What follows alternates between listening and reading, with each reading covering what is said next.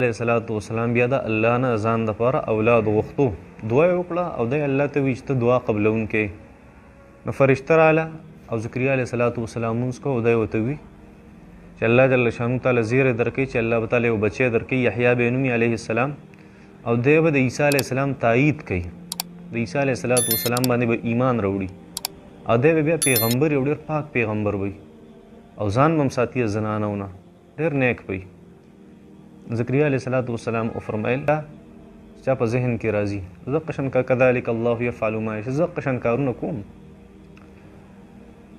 بیا زکریا علیه الصلاۃ والسلام وفرمیل چې یا الله د دې علامت پسې چې ته ماله بچی راکړې. نو هغه الله وفرمیل چې ستا جوه به یو څو ورځو له بند شي د عامو څیزونو نه او ته به صرف په دې باندې ذکر اذکار کې سبا بیګا. دې ځای پورې خبره وشوه.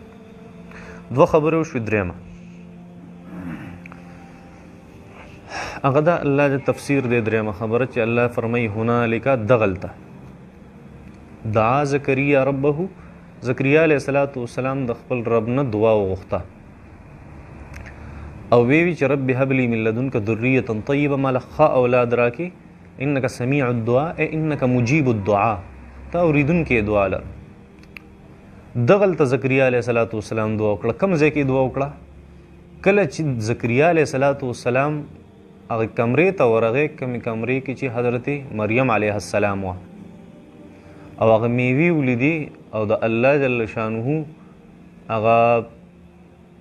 کم تربیت چې د هغې کو هغې ولیدو په ناشنا انداز کې. نو زکریا علیه الصلاۃ والسلام ته خپل ځان رایاد شو، نو ځان دپاره هم دعا وغوښته. دا داسې ده چې یو سړی ناشنا څیز ویني که نه، یو دعا د الله نه غواړي غواړي غواړي، نه الله د څه وجې نه هغه دعا د هغه قبوله نه کي په وخت باندې. بیا ډېرې ورځې پس دی چېرته ناشنا کار ویني د الله د قدرت یو نښه، نو دی وایي خدای ته دا کولی شي، نو زما دا کار نه شي کولی، نو بیا ورته هغه څیز رایاد شي. دقه شان زکریا علیه الصلاۃ والسلام هغه وایي چې زما خو بچی نشته او چې د مریم علیه السلام د کرامات یې ولیده نو دته خپله خبره بیا را یاده شوه چې ما به د اولاد دپاره دعا کوله، اوس بیا را تازه شوه قیصه. نو هنالک دغلته یا په دغې وخت باندې یا دغلته، خو دا معنا ډېره زبردسته ده چې دغلته دغلته لکه وروسته راځي چې زکریا علیه الصلاۃ والسلام په محراب کې و فرشتې ورته آواز وکړو، نو دغلته والا معنا ټیک ده ځکه محراب دپاره دغلته راځي، دغه وخت معنا هم ټیک ده خو دا ډېره زبردست ده. هنالک دغلته دغه ځای کې دعا زکریا ربه، دعا وغوښته زکریا علیه الصلاۃ والسلام د خپل رب نه او سې وي چې هب لي من لدنک ذریة طیبه، خدای ماله پاک اولاد راکړي. رب هب لي من لدنک، خدای د خپل طرف نه، من لدنک د خپل طرف نه، ځکه زکریا علیه الصلاۃ والسلام ډېره موده شوې وه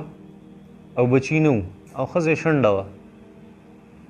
نو ورته پته وه چې د هر کار چې په دنیا کې کیږي دا خو د اسبابو د لاندې کیږي، هر څه د الله جل شانه په حکم سره کیږي او الله جل شانه د هر څیز دپاره سبب پیدا کړي. که زمیندار هغه چېرته فصل غواړي نو د هغې دپاره مخکې نه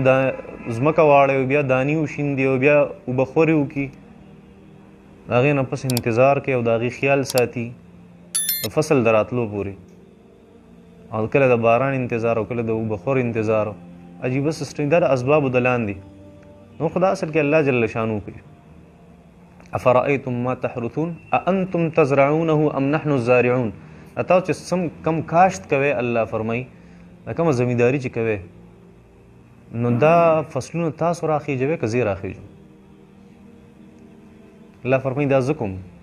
یعنې کله ناکله به تاسو کتلي هېڅ هم رونه خیږي، کله ناکله به تاسو کتلي چې ښه ایله برابر شي، الله جل شانو پې داسې طوفان راولي، الله پې داسې اور لګوي، کله ناکله څه بل آفت پې راشي بس ختم شي.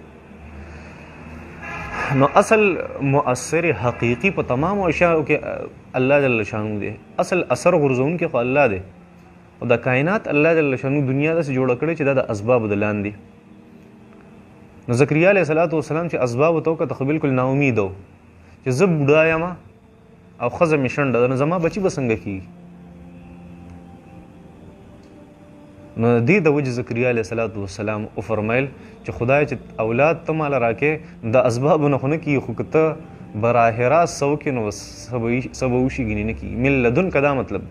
چې هب لی ماله راکې من لدنکه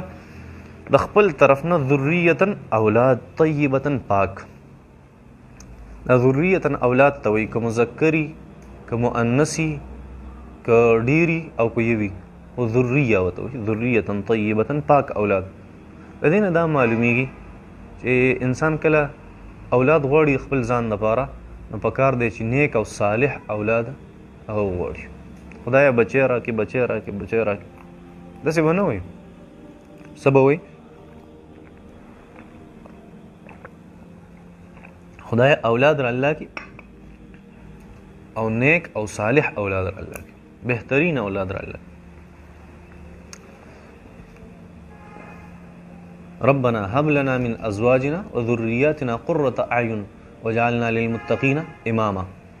سورة فرقان کی دی اخره کی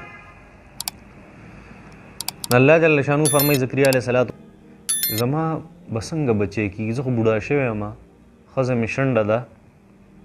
الله فرمایل چې زه د قشان کارونه کوم چې څوک یې نشي کولی او نه چې سلام د خپل رب نه دعا وغوښته چې الله مریم علیه السلام د